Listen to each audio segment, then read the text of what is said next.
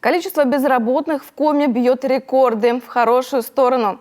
Незанятых трудом в республике осталось меньше 4000 человек. Такие показатели в последний раз фиксировали как минимум в начале нулевых. В январе статуса безработного лишились больше человек, чем было поставлено на биржу труда.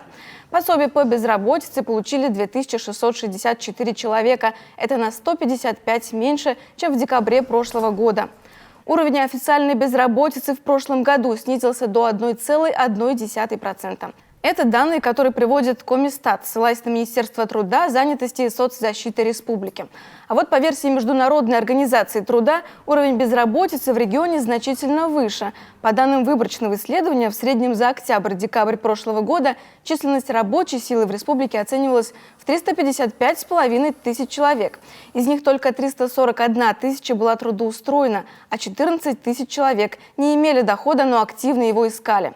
То есть безработица на начало 2024 года составила 4%.